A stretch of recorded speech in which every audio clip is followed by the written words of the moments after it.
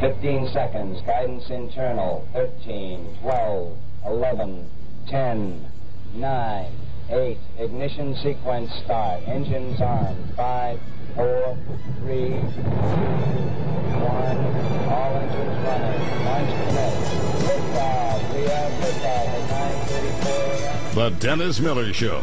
866-99-DENNIS.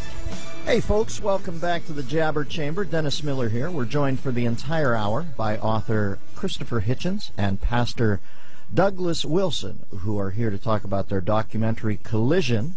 The website to garner all info on this is collisionmovie.com, available in book form and available in documentary form, and also hopefully there's still some live ones here, because me being an old Lincoln Douglas guy would like to get out and see this throwdown with each other.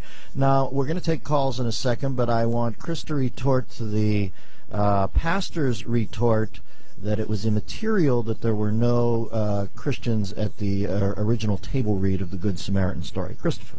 Well, what I was responding to was the pastor's observation that you shouldn't trust a faith that established itself in 1998. I mean, I agree with him in some ways that obvious fraudulent cults, like, say, Mormonism, that say that Joseph Smith got a separate special revelation on gold plates that had to be handed back to heaven before they could be examined, I mean, are obviously modern impostures. But in point of fact, in evolutionary time, Christianity might as well have begun in 1998. I mean, the human species has been on the planet for Richard Dawkins thinks 250,000 years, perhaps. Francis Collins, the very distinguished Christian who ran the Human Genome Project, says at least 100,000 years. Now think of the implications of that for a moment. This knowledge we haven't had for very long, though we've been able to guess at it. I'll take 100,000. I'll take the lower figure. That would mean that for 97,000 years, human beings suffered terribly. Most of them would have died in childbirth or later of diarrhea. Life expectancy maybe 22 to 25 years, ruled by fear and disease and panic. They didn't know there were germs or microorganisms. Those, of course, are not mentioned in Genesis because the writers of that didn't know they were there either. Terrible war, famine, the horror at things like eclipses, typhoons, earthquakes. No one knows where they're coming from. I don't have to draw you a complete picture, but inching along, every now and then a slight civilization appears, at least for a while. And heaven watches this spectacle for 97,000 years, and then about 3,000 years ago decides we'd better intervene here. But only in very, very backward, illiterate, fearful agricultural parts of the Middle East. Now, I just think that whatever is true, that can't be true. That couldn't have happened, or if it did, if I concede that it did, then those who believe it have to concede that there's something very capricious, very callous, and very incompetent about the heavenly authority, that's the way it would decide to act. Whereas, in ancient Greece, which predates all these horrific monotheisms, there was a tremendous flourishing of philosophy, of reason, of architecture, of poetry, drama. There were various gods, they're all now dead, as all gods will one day be, but it did give us a better tradition that goes on from Lucretius and Epicurus through to I'm shortening it a bit, but there's a chapter about all this in my book, The Better Tradition. Galileo, Spinoza, Voltaire, Darwin, Einstein, Jefferson, Thomas Paine. And that's the only candle we really have, is the scientific inquiry, skepticism, reason, and philosophy. And whenever it has been able to do so, or felt itself strong enough to do so, the religious always try to put out that light. And by the way, Socrates did exist. Lucretius, a creation of the fertile mind of Clifford Irving, if I'm not mistaken. Let's go to the phone lines here and touch Indians. Scott in Long Island. Scott, how are you? Good. How's it going, guys? Just wanted to say I'm a big Christopher Hitchens fan. I'm also a devout Catholic. But his Vanity Fair article on his Brazilian bikini wax made me question God's existence. It really was disturbing. Well, some design, right? Yeah, if you want to rip, you have to grip. I suggest a lot of people don't read it unless you're prepared. All right. I did want to ask Christopher, I've been Catholic schooled all my life. I was taught reason. I was immersed in rationality. It was the whole point of my education. And it always seemed to me, to my atheist friends, that they were really being irrational to claim there was no God, because you're claiming knowledge of something you can't possibly know.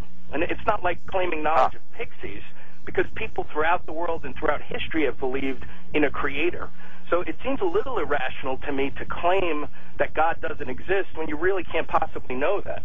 Well, I would return, first, your compliment. I'll give it back with gratitude, but please don't be a fan. I would rather just have a critical reader, if that's okay. Second, thank you for your kind words. Third, when the church does resort to, as I would put it, reason, as in the famous case I suppose you would have been having in mind of Thomas Aquinas, it undermines itself ontologically, because if you're looking for proof and if you're looking for evidence, to that extent you're downgrading the idea of faith, surely. Faith is what you're supposed to have. Faith is the great gift. If you dilute this by saying, oh, by the way, there's also proof and evidence, you're making a huge concession to the method that I'm recommending, which is very likely to lead you, my method, to the following conclusion. Not the one you say. Atheists do not say we know there is no God. We don't. No one knows enough to be able to say that. We don't even know enough to say that there's no creator. A creator would be one thing, by the way. You're a deist if you believe in a creator. If you're religious, you have to believe that you know what that creator wants and that you know that he intervenes, which is a huge extra job you'd have to engage in proving. Let's open it up to... So we say there's never been a good argument and there's never been any good evidence produced to suggest that there is a God. In that sense, we feel confident enough to say the belief that there is false. We can't say that the belief that there isn't is correct. It's you who have to make the extraordinary claim of proof, because what you say is that this God knows what I'm thinking, cares what I'm doing, intervenes, takes sides in religious warfare, spiritual warfare, and in other human events. And that's an extraordinary claim, and it does require extraordinary evidence, instead of which you have no evidence for it whatever at all of any kind. Let's shoot it through the other prism as we take a phone call from Peyton in Austin, Texas, and we'll get Pastor Douglas Wilson in with a reaction on this one. Peyton, go ahead. Yeah, assuming Christopher Hitchens' theorem that Christianity is not good for the world, I'm wondering how he would explain to the people of Calcutta that the work of Mother Teresa there was not good for them. As much as I love listening to Christopher, the Rev has been good enough, or the pastor been good enough. Can you field that, Pastor, and shoot it through your side of the perspective?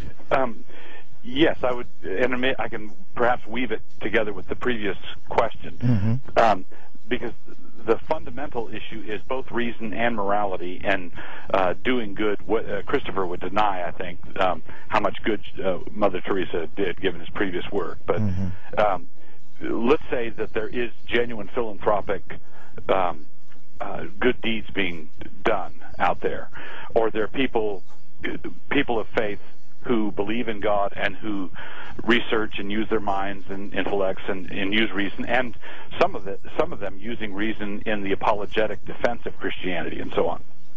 One of the things I would want to do is say, if I step into Christopher's world and hypothesize that there is no God, and then I say, okay, what does that do to the universe I'm in? If there is no God, if there is no overarching sense of this, then that makes the universe a collection of atoms banging around. And so basically, in 200 years, we'll all be dead. And there's no, I'm not going to give an account for anything I do. It doesn't matter in the long run. So Bertrand Russell, an atheist, said that he built his worldview on the firm foundation of unyielding despair. At some point, the sun's going to go out. At some point, I'm going to be dead. The little bit of protoplasm that I am is going to cease to function. My consciousness goes away.